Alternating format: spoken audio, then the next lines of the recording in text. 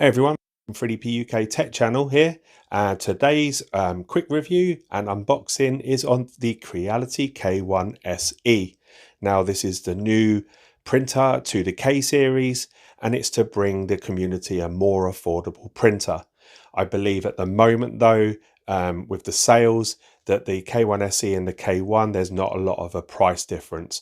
Obviously the difference being that it has quite a lot of the printer items missing, such as the side panels, the front and the lid, and the side blower and the rear fan. But some of the benefits for this, which I've seen in my unboxing and my quick view of it, is that it has the tri-nozzle, which is the same as the K1C, and it also has the new extruder, which is also found on the K1C, which obviously means that the quality of the actual printing is going to be outweighing the fact that it's got some of these items missing from the K1 over here. Now, the K1 I reviewed not long ago, so please check out that video. However, I have done some upgrades on the extruder. I put on the Creativity extruder on that, also have a video on that, so check that one out. So what we're going to do in this video is we're going to take a quick look over the actual machine itself, take a look at what's missing and the benefits and the cons of having those items missing. Now, the Creality K1SE is probably aimed at the more affordable market. So it's also going to be catering for PLA, TPU and PETG. If you're wanting to print anything with higher temperatures, you are going to either need to put this in an enclosure, or you're going to need to buy the sides. And I've seen online that there's people actually printing, that you can actually print some of those items to create your own design.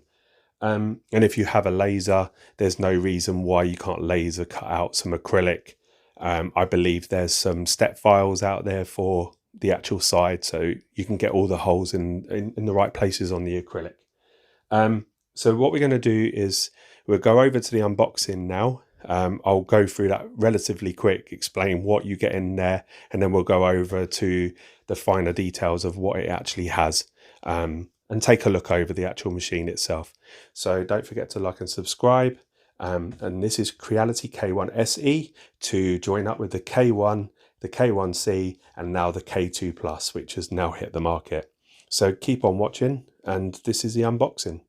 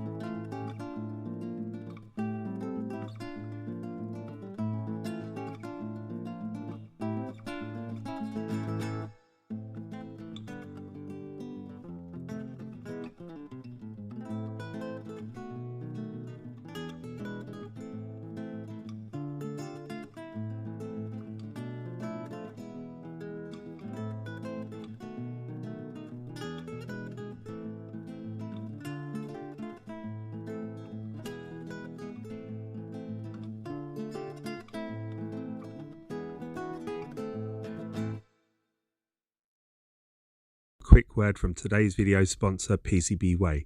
pcbway are a PCB board manufacturer, but not only do they do PCB boards, they also do FPC rigid flex, advanced PCB boards, CNC and 3D printing, and even SMD stencils. It's a really easy to use website. You can basically select the service you want and it will give you a quote, and they even do worldwide delivery. On that website, you also want to check out for some competitions and little programs that they run, and they even have special kits that you can buy as well. So that's pcbway.com, today's video sponsor. Okay, so let's now carry out the setup of the K1SE. So the first thing we want to do is add the screen. So you see this blue pull tab. Just pull that nice and carefully. Don't damage the ribbon cable that you're going to need to plug into the screen. And then just push that into the connection part here. Take your time with that. You don't want to damage it. These are very much like the K1, the K1SE, the K1 Max, and the K1SE now. So I believe they also use them in the Ender V3 series as well. So they're easy replaceable items. And then what we want to do is, once that's connected, is just push down onto those two slots. So there's two locating pins. Just push down nice and firm and you'll hear it click. Okay, so now the screen is in place. You'll see there's a yellow sticker on here, and this basically just describes the voltage for this machine. So do make sure that you select the correct voltage for your country. And because I'm based in the UK, I am looking at 230 volt. So I'll double check that and then remove the screen protector as well. Okay, so now what we need to do is to turn the actual printer to the back and connect up the rear spool holder. Quite a lot of people don't like the rear spool holder because obviously if you're having them side by side with other printers, it can be a bit of a pain to get to, but we're going to connect it up as per the instructions. So just twist it nice and tight until it clicks. Okay, so now we're going to turn it back to the front and we are now going to concentrate on removing those 3 bolts. So as you can see, they're clearly arrowed. So there's 2 at the front and 1 at the back. It's just behind the nozzle wipe. So do take care with trying to locate the right one. So let's grab the Allen key now and start removing those. They're quite long bolts, so just take care with them. Like I say, there's 3 in total. So we'll remove all 3 of those now. And you don't start up the printer until those 3 bolts have been removed and you're likely to do some damage.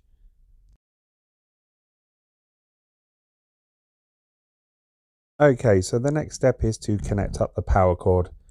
Just remove the plastic covering for the actual plug itself and undo the cable tie that's holding it together, and then we're going to push it into the machine and then we are set to plug this in. You'll notice that there is also an on-off switch as well, so we want to flick that switch nearer the time of when we're starting up the printer.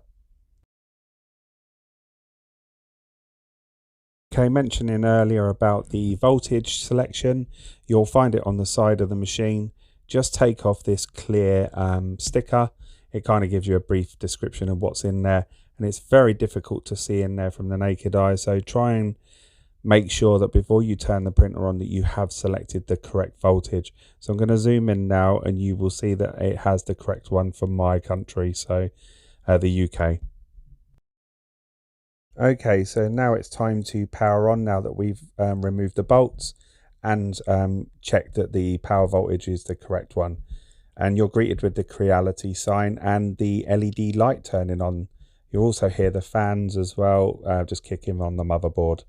So just wait for the main screen to load and then we'll come up to the next section. Okay, so the first stage of the screen is to select your language. There's multiple language, but for me it's English.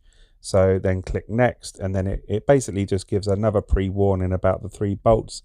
And I would say that to remove them before even turning it on. And then it talks about the actual printer itself.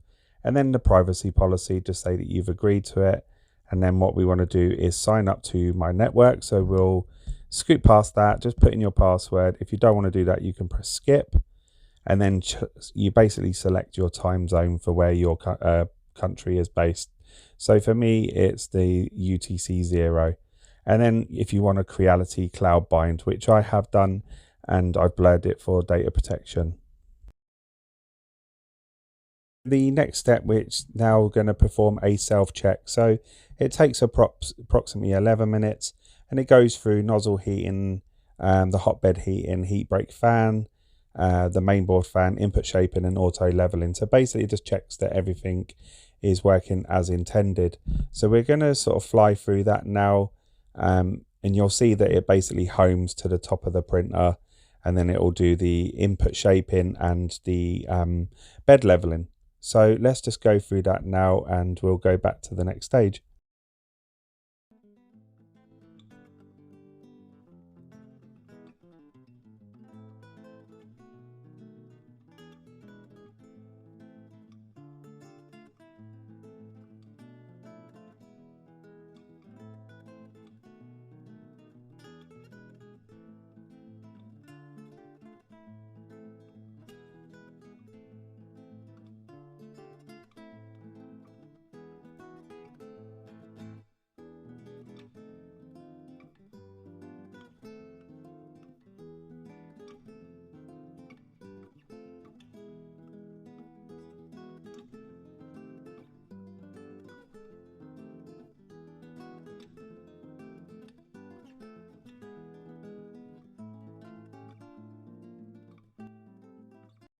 so now that all checks have been completed, we are now welcome with a new version firmware update.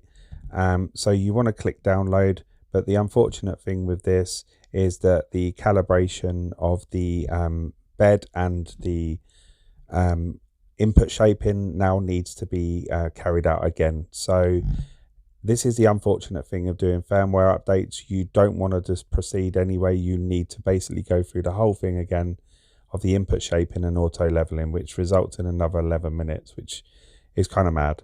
Okay, so looking at the main screen, you have all of the movement, so the X, Y, Z, and the extrude and retract and the cooling fan. You'll notice with the K1SE there isn't the other two, which is the rear fan and the side fan. And then you have your inbuilt models that are already pre-sliced, gives you some accessories and stuff like that.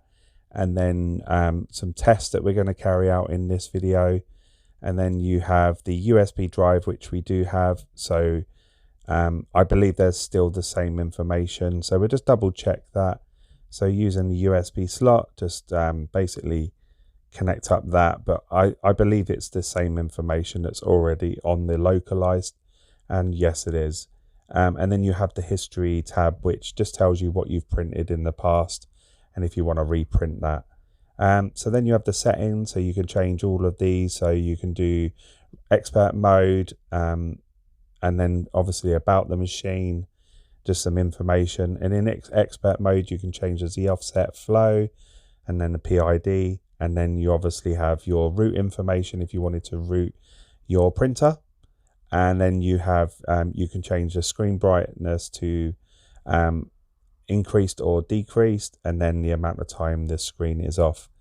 You also have your network, so as you see earlier, we connected up to that. And then you have your camera, which I'll go into a bit more detail later. So we're going to connect up some filament now. I don't want to use the white that come with it. For printing purposes, I like to use color just to demonstrate the prints. So just feeding it up through the filament sensor. You also want to undo the Bowden tube, just pops out and then feed through. Then you want to select the extrude tab on your printer, and this will heat up the nozzle and start priming the nozzle. Like I said earlier, it's the tri-nozzle, so the quick swap, and I really like that about this printer. So it's bleeding through. Let's do some prints now and then come back to the final thoughts.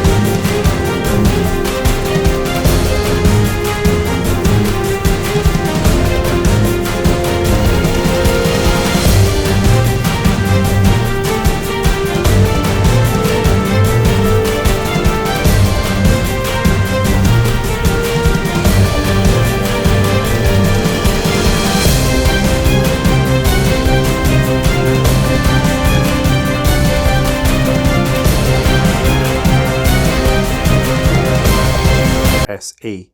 Now, taking a quick look over it, the notable differences between the two, so I thought I'd put both machines side by side so that when I'm describing the differences between the two, it's notably obvious. Now, the first obvious thing is that it doesn't come with the door, and it doesn't come with the lid or the side panels.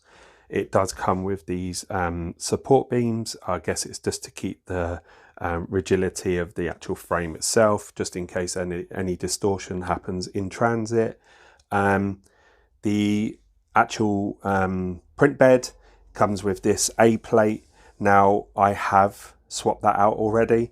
However, I do like the fact that it comes with this white nozzle, which the K1 didn't. And I have tried printing on there, and without using glue, it is a bit difficult to actually come off. The other thing to notice is at the back, you don't have the rear fan. So let's take a look over at the K1, and you'll see the differences there. So on here we have the fan just here, and over here we don't. Now, I don't even think they've actually put the cables in for that, but obviously I'll take a quick look into that to actually make sure, because I noticed that they tucked away the camera cable and that was still there. Now, they've still pretty much got the same belts and rods, and the only difference is to the printer is the fact that you don't have this cable chain here, the drag chain, which anyone who's had the K1 would know that this was a bit awkward and it was catching on the lid. You had to do some modifications, but on here, because there isn't any lid, they've 3D printed this bracket that holds the cabling and the Bowden tube, and once again they've printed a bracket for this bit here. However, they are using the brand new extruder here, so this is found on the K1SE, and the other difference, the filling head is exactly the same as the K1, but the notable difference is the fact that it's now sporting this quick swap tri-nozzle 300-degree nozzle. Now, anyone who has changed one of these knows that you can do it cold and it changes really quick. Now, I haven't made any changes on the K1 from when it was delivered, apart from the extruder at the back, and this is the old nozzle, slightly more difficult to change and subject to issues with clogging and stuff like that. So taking a look at the motors, they're pretty much the same on K1 and the K1SE, and the belts are all of the same. Now, over here, you'll see in my you would have seen in my unboxing, I've actually added a camera because I did have one spare, and the cable was tucked in this corner with like a little foam cover, very easy to miss. So if you do purchase a K1SE, do check that out, pull off that little cover and the wires will be revealed. This is great for checking on your print and time lapses. The other thing, obviously, with no side, we don't have the blower that's pretty much dominates the most of that side. Now, these are all optional, so you could get these added on if you wanted to, but I'm going to use this K1SE specifically for PLA and TPU and PETG printing, and I'm probably going to use this for my higher temperature. And I've also got the K1C, the K1 Max, and we have the Ender V3 Plus there. So I've got different options for different types of prints. The other option you could do is actually swap most of this stuff over to this K1SE. Now, if you have a K1, but you haven't got the new extruder and the quick swap nozzles, there's no reason why you can't swap some of these items over. Once again, this fan, I'm not sure if the cabling's there available. Probably have a look in this trunking. It's probably tucked away in here, just up here. But yeah, these panels are all interswappable. You could turn that K1 into a K1SE if you wanted to, and then turn this one into the K1 modified if that's what you wanted to do. You know, all of these are optional changes if you have both machines. So I've done some prints on this already, and for me, carried out some of the tests. I like to use color. It just shows any sort of faults in that. I also tried some articulated items, and it came out really well. I did print the benchy, and because I used this multicolor rainbow print filament, the print didn't look that great. It's probably better to use these hyper series filaments for that. So my thoughts of the K1SE for the price range, absolutely fantastic. As I said, there's not a lot of difference in the price between the K1 and the K1SE at the moment with the sales, but I'm pretty certain that these are going to go down to probably about £250 to £300, if not less.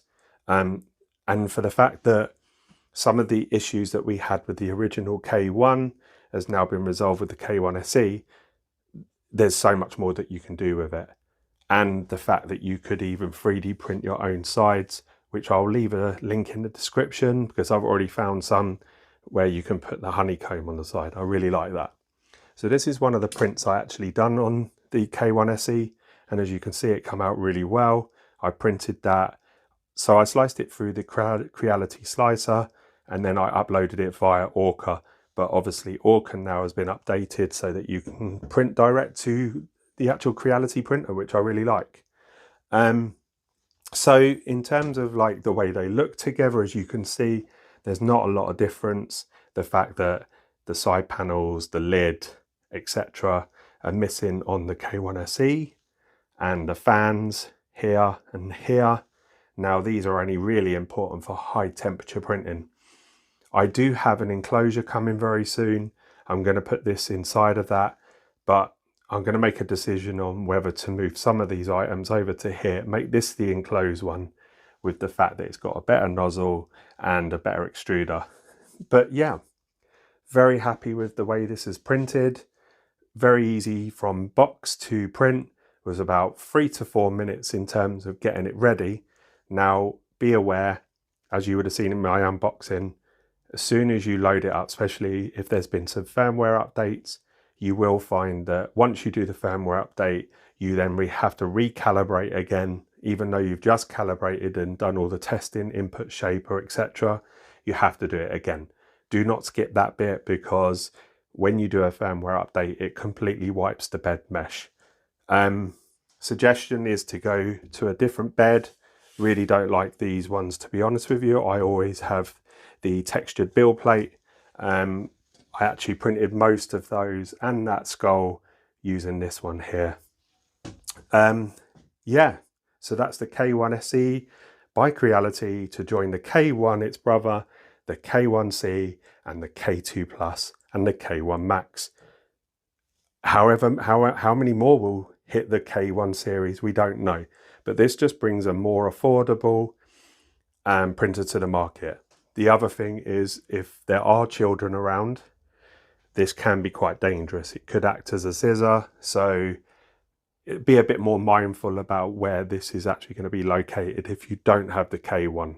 With the K1, you know that once the lid is on, the door's shut, idle hands don't touch. But with this being an open printer, there is like an up and down motion with the bed. There's a lot of dangers, but that's the same with most 3D printers, whether it be an enclosed Core XY or even just a bed slinger. But anyway, that's Phil from 3DB UK. Thanks to Creality for sending me to this printer to review. Don't forget to like and subscribe. I'm 3DP UK Tech Channel. Take care, everyone. 4, 3, 2, 1.